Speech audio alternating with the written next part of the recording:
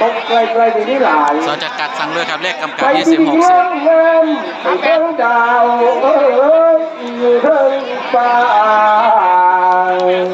ตาม2 มือไป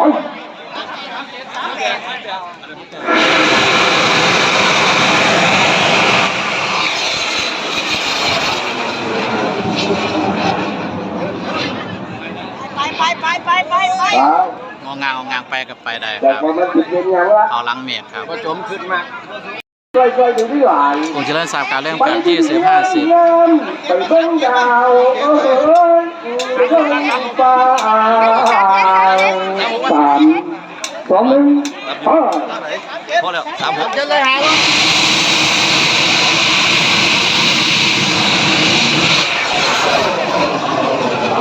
บ่ต้องงัวเอาเมฆเรียบร้อย อีกแล้วครับท่าน3 2 1ไป ใช่ไหมค่าครับที่16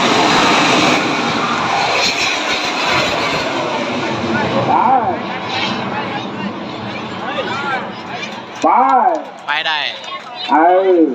ดันไปหมุนกลับหน้ากลับหลังงางไปแต่ก็ไปได้ครับ ไปได้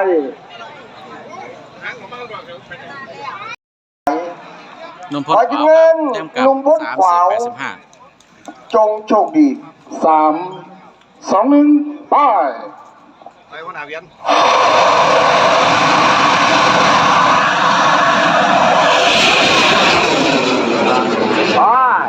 ไปลูกป้า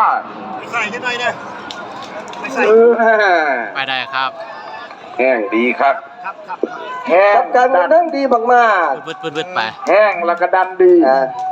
ที่รี่เลย เอาลังเมฆแล้วครับ แห้งบ่ตก แรงไม่ตกบอเป็นเบา ก็เป็นเบาครับช่างไม่ต่อย ทุกที3 2 1ไป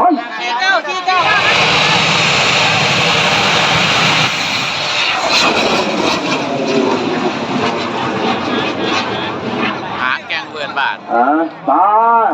วัดหูกันอีกแล้ว หางบืดบาดไม่เกินเลยครับ ต่างกันไปครับจะเป็นยังไงครับ รับไปเลย เทียดาครับเล่นกับ วันแรกโดน 50 95 3 2 1ไป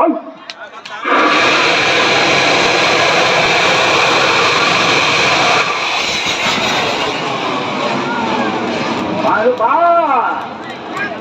หางแกงบืด หางแกงเบือน หาง ครับ แกงบืด จะบอกกับไปได้ จังหวะสุดท้ายเอาเบิ่งกันเด้อท่านเลยหางแกงบืดจับดูกันไปก่อน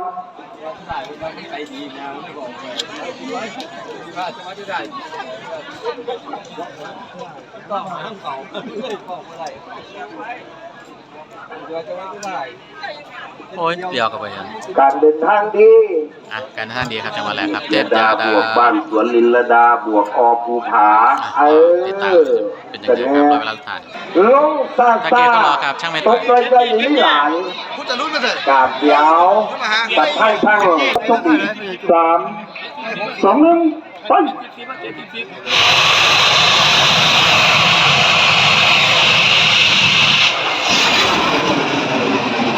ไปลงมา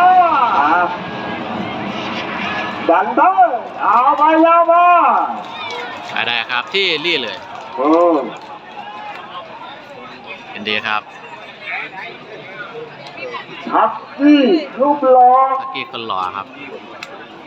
การทางดีแล้วครับจังหวะ ทั แร ก กครับ ซี่แห้ง เอาลังเมฆครับรอเวลาครับเส้นเบิ้งหมอกครับเลขกำกับ50ลาก400 บวกฝาดำสั่งลุยจงโชคดี3 2 1ไป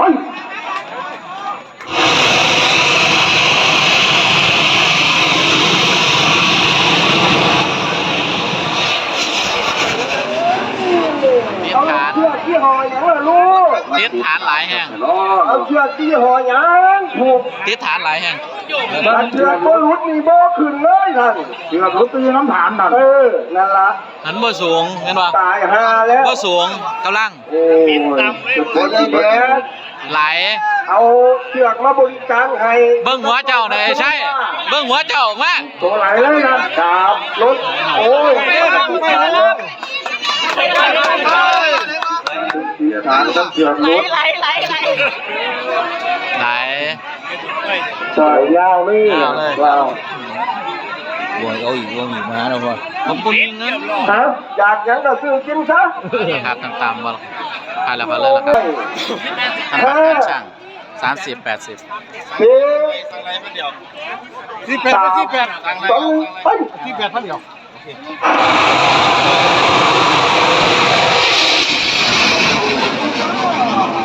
ไปลูกค้าซึ่งจังหวัดสุดท้ายนะครับไปสะบัดดูกันไปดูกันก่อนโอ้ยไปสะบัดสักปั๊บเนี่ยครับเร็วครับมันสั้นขนสิแจ็คล่ำบ่ล่ำ กันไป เป็นว่ามันสะบัดนะกรรมการ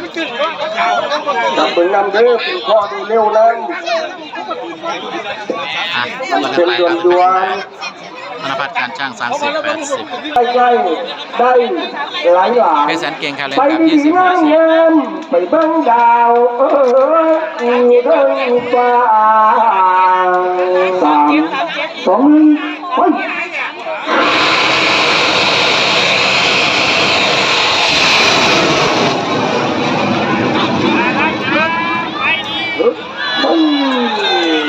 ลำดาบรุนแรงไม่รู้เพราะอันใดดาบลำดาบรุนแรงลำเดินล้นเลยจะ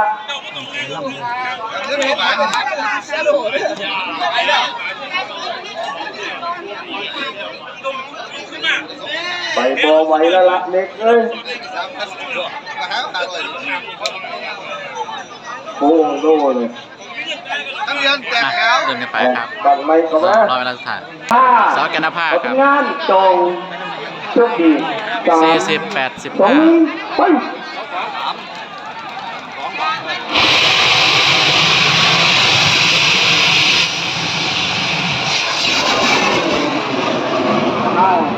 อย่าหยุดอย่าหยุดอย่าหยุดอย่าหยุดตึงตึงแล้ว ล่ำยอดครับ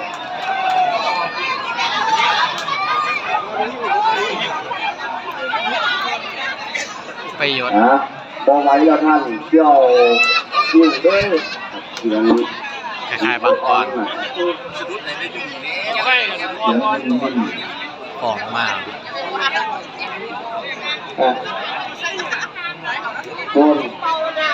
คนละครับบอกว่าดันไปเพื่อได้เกิดเป็นหรอฮะเอาใจใส่นะกำลังในที่นี้ลูก ไหลลงมาเนี่ยครับอ่ะรอเวลาสุดท้ายครับไหลลงมา เดือดเป้าหางเพราะได้ น่า รุ่น จะเปิ แล้ ด ว แล้วครับ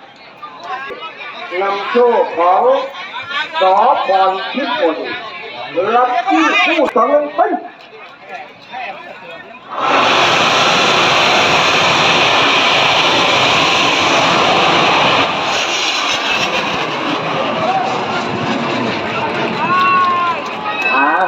การเดินทางดีมากๆมีผลไหมจากผมนั่งถามนิดนึง ติดฐานอยู่หน่อยหนึงครับ นิดนึง อ่ะขอเมย์เรียบร้อยอ่ะลุ้นกันไปครับ ฮัตตี้ไปแรงโชคดี3 2 1ไป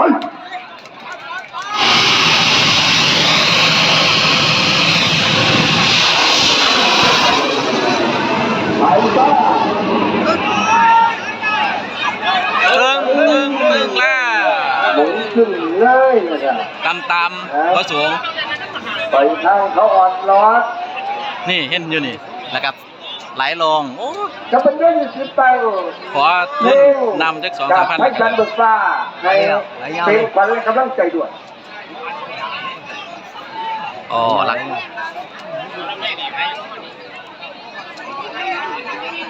ลำบากรุนแรง ทาน มาถึงซองตีเจ ท่านเจ้าร อเวลาสุดท้ายครับพาราพาเลอร์คือเขาเลยต้องกำสูงแม้แต่ช่างไม่ต่อยแต่ว่าเลยทั้งหนอกแพง ลุ่มซาซาโต๊ะใกล้ๆกันได้หลายที่นั่นเดียวสี่สามสองหนึ่งไป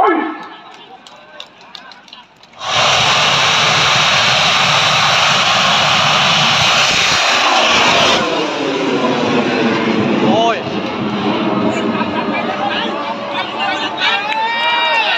ไปได้ครับ ไป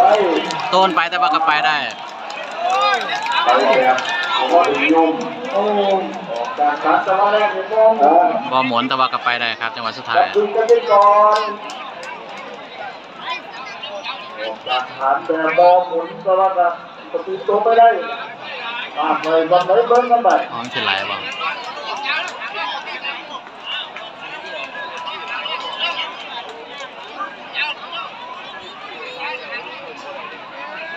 โอ้ยคือไหล ไปเปิด อ๋อไฟเปิดแล้วครับตีลังกาแล้ว ต่อ อ่ะ โจ้ข้อสูนี้ ติดตามกันเป็นนะครับข้อสู่ดีครับไพศาลเบิกฟ้ารอเวลาสุดท้าย ใกล้ๆนี้หลาย ที่มาครับที่ดิ เจมส์จักรพัฒน์ครับเล่มกับ20 จักรพรรดิโจสุดีสามสองหนึ่งไป มาเพียงยี่